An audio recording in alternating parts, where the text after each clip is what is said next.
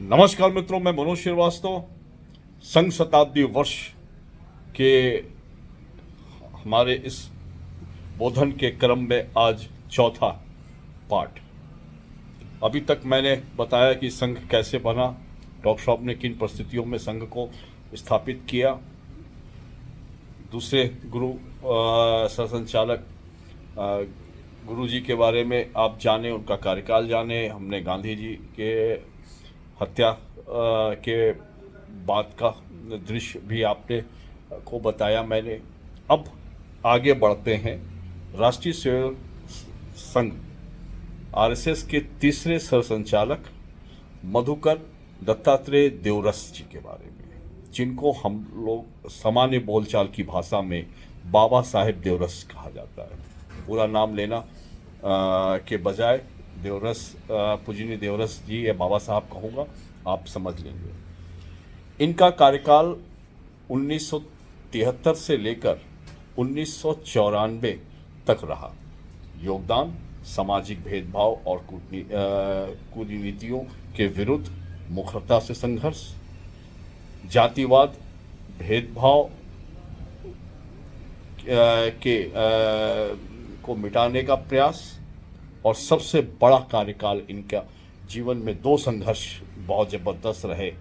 एक भारत में आपातकाल, और आपातकाल के दौरान संघ को दिशा निर्देश किस तरीके से दिया, जो अपने आप में एक बहुत ही बड़ा आंदोलन था। और उसके साथ ही राम मंदिर आंदोलन की शुरुआत भी बाबा साहब के ही कार्यकाल में हुई। समृद्ध समाज की नींव पर राष्ट्रीय पुनर्निर्माण की यात्रा शुरू के उद्देश्य राष्ट्र प्रेम और समाज के कल्याण को बदलाव देना ही उनका कर्तव्य रहा।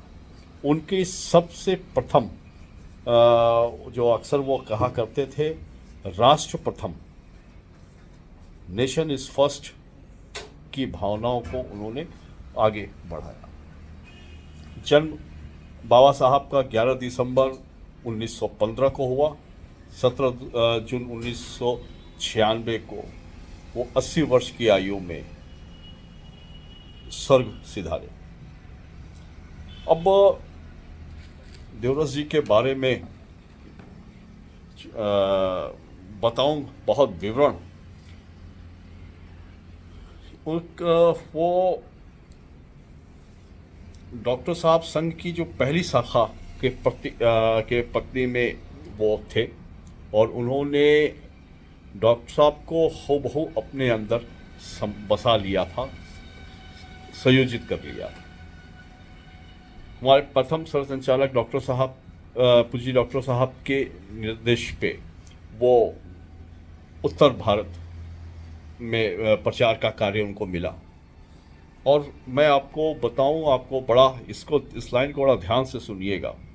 जब वो नागपुर से चले तो मात्र 5 रुपए उनको दिए गए थे और उत्तर भारत में विस्तार करने के लिए, और कोई नहीं जानता था। यहाँ पे उनको लखनऊ में एक अखबार निकलता था, द हिंदू। तो ये सिर्फ डॉक्टर साहब जानते थे कि द हिंदू अखबार निकलता है, तो उनको सिर्फ द हिंदू अखबार के माध्यम से उनको ये लगता था कि ये हिंदू विचारधारा को पसंद करने वाला विषय होगा। लेकिन और एक छोटा सा डॉक्टर साहब का लेटर लेके देवरस जी आए और उनके प्रधान संपादक से मिलते हैं और उनसे कहते हैं कि मैं ऐसा संगठन है और जिसके विस्तार के लिए मैं यहाँ आया हूँ। तो उन्होंने कहा आप क्या चाहते हैं? उन्होंने कहा कि मुझे रहने की व्यवस्था और भोजन की व्यवस्था प्रबंध कर दीजिए। उन्होंने कहा देखिए ऐसा है कि आप आए हो तो 1-2 दिन आप रुक जाओ, लेकिन मैं आपके इस मिशन में आके काम नहीं कर सकता। मेरा अखबार द हिंदू जरूर है, लेकिन मैं इस तरीके के कार्यों में विश्वास नहीं रखता। एक कम उम्र का लड़का, नए शहर में, कोई जान पहचान नहीं, और संघ को स्थापित करने का कार्य आज के समय में देखता हूँ, और उस वक्त क्या कठिन परिस्थिति होगी। उन्होंने किन विषम स्थितियों में यहाँ पे रहे। उन्होंने गुब्बारे, बच्चों को आकर्षित करने के लिए गुब्बारे खरीदे, उन्हें फुलाए, उनको बांध के अमीनाबाद के पार्क में बच्चों को एकत्र किया और वहाँ से साखा की श्रृंखला की शुरुआत की। उनके इस कठिन दौर में रज्जू भैया, जो हमारे चौथे सरसंचालक हुए, ये उनके ही द्वारा कार्यकर्ता तैयार किए हुए थे। आज भी लखनऊ में यहाँ पर बहुत से ऐसे कार्यकर्ता हैं जो बाबा साहब देवरस जी के द्वारा निर्मित किए गए हैं। उसमें से मैं सौभाग्यशाली हूँ कि मैं कुछ लोगों से मिला हूँ। और यहाँ से सफ़र तय होता है। 1965 में ये सर कारवाह बनाए जाते हैं और इनके छोटे भाई भी प्रचारक थे, इनका परिवार था।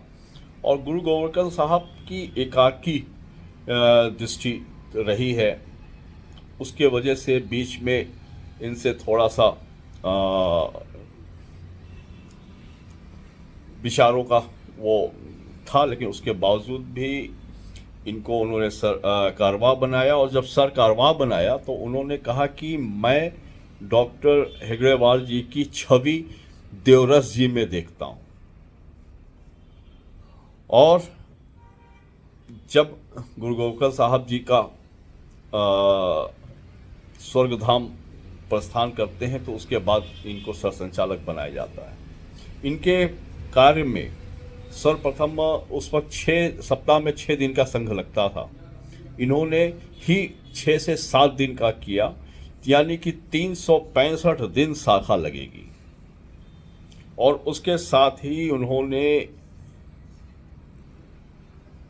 लोगों को जोड़ने का, पुस्तकों को छापने का, क्योंकि गोरखर साहब का थोड़ा सा विस्तार के प्रति अपना कम वो था कि जो संघ में आ रहा है, जो हमारे बीच में है, हमारी बातें बाहर नहीं होनी चाहिए। लेकिन देवरस जी ने उसको किताबों के माध्यम से बहुत सी पुस्तकें उनके उसमें छपी, बड़ी हुई और एक बड़े आंदोलन की तैयारी कर रहे थे, मूल व्यवस्था परिवर्तन का। उसी बीच एक नायक की तलाशी चल रही थी, क्योंकि आरएसएस के जो स्वयंसेवक हैं इनको अर्धसैनिक बल भी कहा जाता है, बल भी कहा जाता है, ये सैनिक हैं, लेकिन एक लीडर की ज़रूरत थी समाज को लिए, जो बहुत ज़्यादा तैयारी चल रही थी। उस दृष्टि में उस वक्त एक ईश्वर रूपी, जो आप ये चित्र देख रहे हैं, जयप्रकाश नारायण जी, भारत रत्न, इनके प्रति निगाह गई और इन्होंने उस वक्त बिहार के गोविंदाचार्य जी को बोला कि आप इनको हमारे यहाँ बुलाइए। और इनके ही सरसंचालक में जेपी बाबू को अतिथि के तौर पे नागपुर के कार्यक्रम में बुलाया गया। उस वक्त कांग्रेस के बहुत से नेताओं ने इनका विरोध भी किया, लेकिन उसके बाद भी ये गए।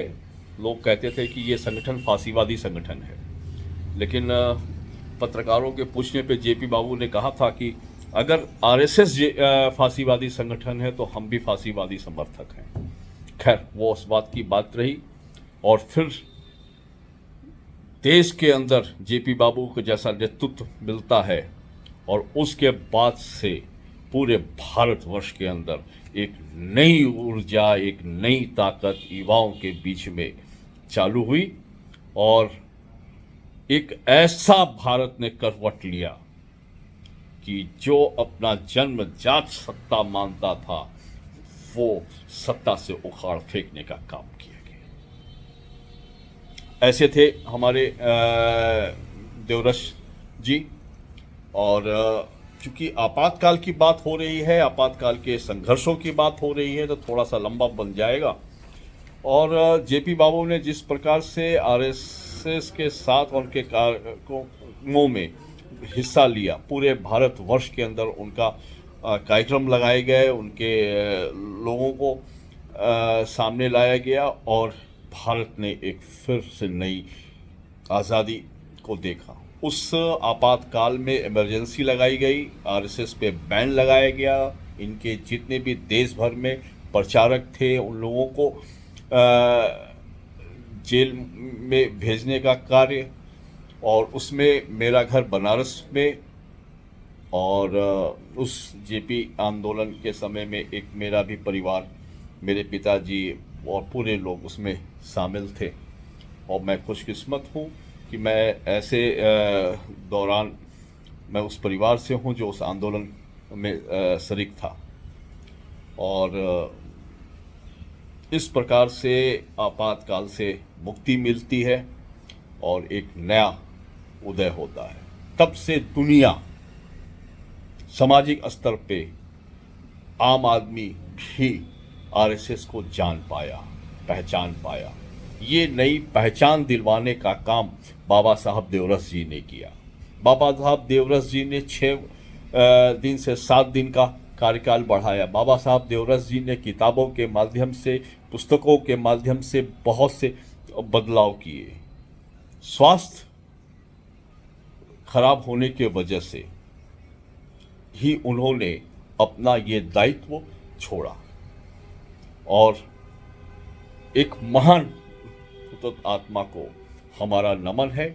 इनके बारे में जानना बहुत ज़रूरी था। मैं यहीं पे अपनी वाणी को विराम देता हूँ, और कल आगे बढ़ूँगा मैं हमारे अगले सरसंचालक जी के बारे में। और इस दौरान मैं बात करने के बाद आपातकाल की स्थिति में संघ की भूमिका पे मैं अलग से एक एपिसोड तैयार करूँगा। तो इसी कड़ी में संघ के 100 वर्ष की यात्रा पे मेरा ये व्याख्यान चलता रहेगा। कल फिर आगे हम बात करेंगे। तब तक के लिए मैं अपनी वाणी को विराम देता हूँ, आपसे विदा लेता हूँ। कल फिर मिलेंगे। जय हिंद, वंदे मातरम। आपका अपना मनोज श्रीवास्तव।